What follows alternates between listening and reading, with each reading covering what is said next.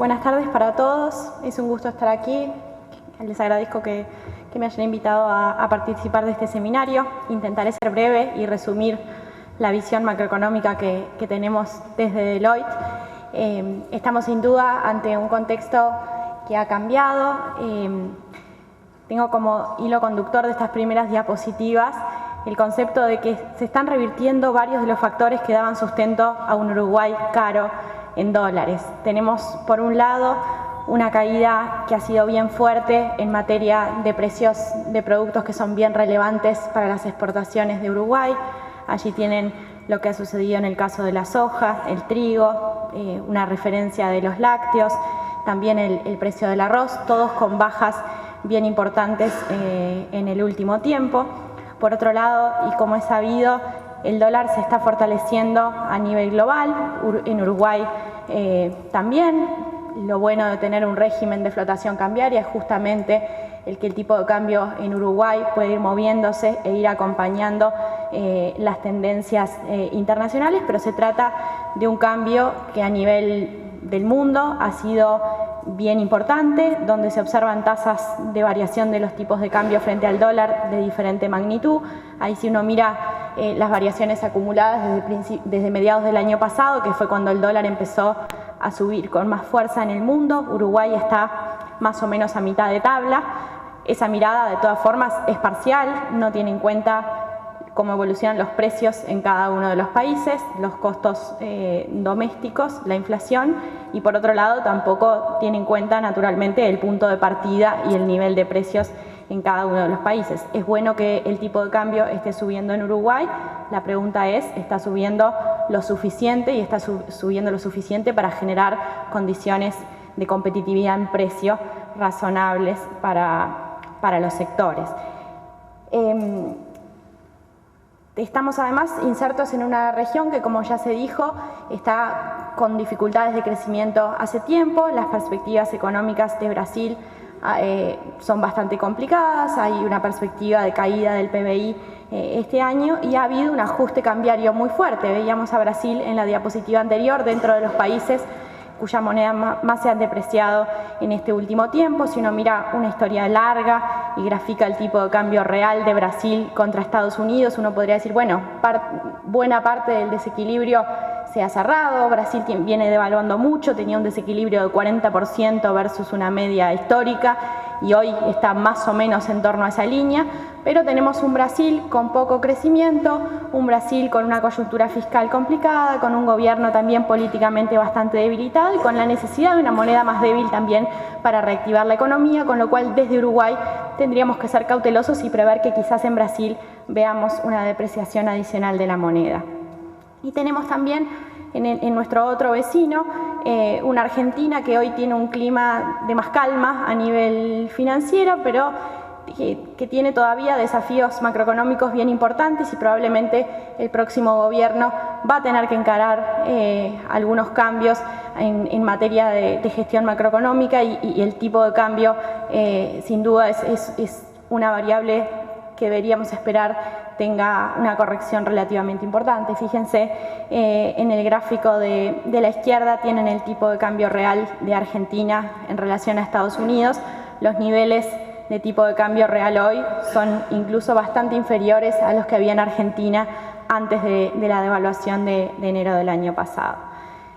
En este contexto, Uruguay de alguna forma viene desacoplándose de la realidad regional, creció fuertemente en años anteriores, en forma moderada en estos últimos años.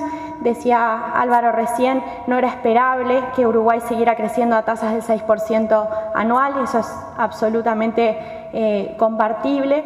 La clave es que esta desaceleración que venimos viendo sea una desaceleración suave y que podamos estabilizar el crecimiento en torno a niveles de 3,5% que son razonables para Uruguay en una perspectiva de mediano y largo plazo. Y en ese sentido es que desde Deloitte vemos un desafío particularmente importante para estos próximos años. Por un lado, porque el crecimiento ha estado cada vez más sostenido en el último tiempo por el motor doméstico. Uruguay salió de la crisis con sus dos motores bien prendidos y empujando con mucha fuerza, y a lo largo de los años hubo un crecimiento muy fuerte y que se sostuvo en la demanda interna y no tanto así en el sector exportador. Hemos tenido una excelente performance en términos de crecimiento, de empleo, de equidad, de reducción de la pobreza. Hemos tenido un excelente periodo en términos de incremento del salario real, si uno lo mira desde la perspectiva del ingreso de los hogares. Ha habido un aumento del gasto público en áreas que se consideran prioritarias por parte del gobierno. En este periodo también ha habido inflación relativamente alta y persistentemente fuera del fuera del rango meta del Banco Central. Ha habido un deterioro de la competitividad medida por el tipo de cambio, la visión de competitividad a precios. Ha habido cierta resignación del equilibrio fiscal, y esos son elementos, digamos, que en esta coyuntura internacional se tornan particularmente relevantes. Con el contexto internacional que marcaba recién, parece imperativo abordar esos desequilibrios macroeconómicos para sentar las bases de crecimiento futuro. El gobierno ha dado señales en esa línea. Creemos que hay dos hitos que van a ser claves a lo largo de este año y que en buena medida van a ser definitorios del escenario macro de los próximos tiempos, que son dos: el presupuesto nacional y las pautas que se emitan de cara a la próxima ronda de negociaciones colectivas de salarios. En nuestro escenario base, en Deloitte, estamos suponiendo que Uruguay va a ir paulatinamente abaratándose en dólares.